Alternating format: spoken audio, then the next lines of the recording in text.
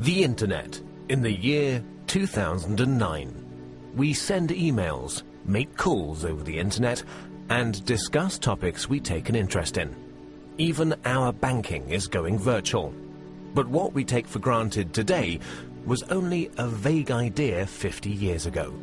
In order to understand how we got this far, let's go back to 1957, when everything began. Before 1957, computers only worked on one task at a time. This is called batch processing. Of course, this was quite ineffective. With computers getting bigger and bigger, they had to be stored in special cooled rooms. But then the developers couldn't work directly on the computers anymore. Specialists had to be called in to connect them. Programming at that time meant a lot of manual work, and the indirect connection to the computers led to a lot of bugs, wasting time and fraying the developers' nerves. The year 1957 marked a big change. A remote connection had to be installed so that the developers could work directly on the computers. At the same time, the idea of time sharing came up.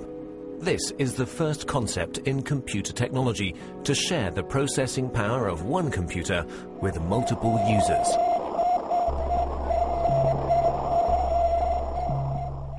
On October the 4th in 1957, during the Cold War, the first unmanned satellite Sputnik 1 was sent into orbit by the Soviet Union. The fear of a missile gap emerged. In order to secure America's lead in technology, the US founded the Defense Advanced Research Project Agency in February 1958.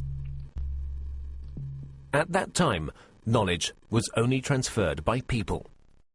The DARPA planned a large-scale computer network in order to accelerate knowledge transfer and avoid the doubling up of already existing research. This network would become the ARPANET. Furthermore, 3 other concepts were to be developed, which are fundamental for the history of the Internet.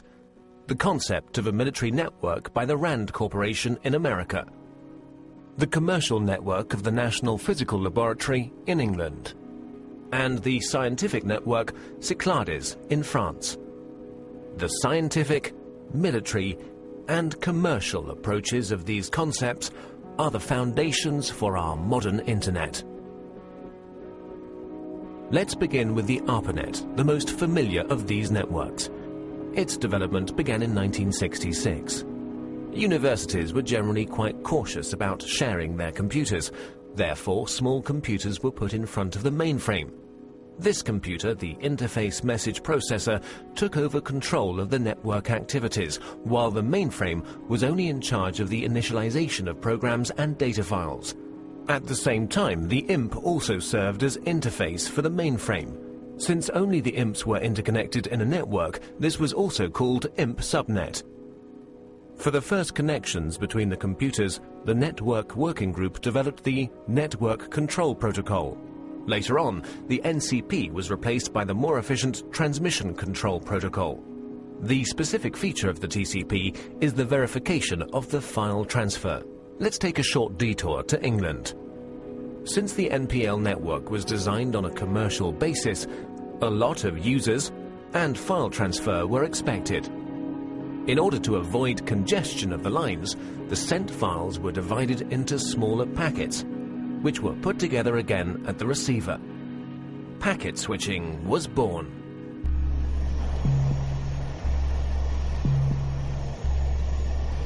In 1962, American Ferret aircraft discovered middle and long-range missiles in Cuba, which were able to reach the United States. This stoked fear of an atomic conflict. At that time, information systems had a centralized network architecture.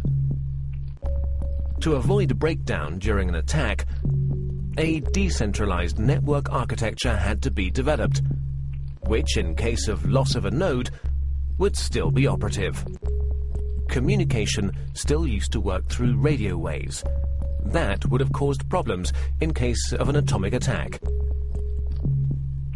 The ionosphere would be affected and the long-wave radio waves wouldn't work anymore. Therefore, they had to use direct waves, which, however, don't have a long range. A better solution was the model of a distributed network. Thus, long distances could be covered with a minimum of interference. Another milestone followed with the development of the French network Cyclades. Since Cyclades had a far smaller budget than ARPANET, and thus also fewer nodes, the focus was laid on the communication with other networks. In this way, the term Internet was born. Moreover, Cyclades' concept went further than ARPA's and the MPL's. During communication between sender and receiver, the computers were not to intervene anymore, but simply serve as a transfer node. Cyclades' protocol went through all machines using a physical layer that was implemented into the hardware, providing a direct connection with the receiver, an end-to-end structure. Inspired by the Cyclades network and driven by the incompatibility between the networks, their connection gained in importance everywhere. The phone companies developed the X.25 protocol, which enabled communication through their servers, in exchange for a monthly basic charge, of course. DARPA's transmission control protocol was to connect the computers through gateways.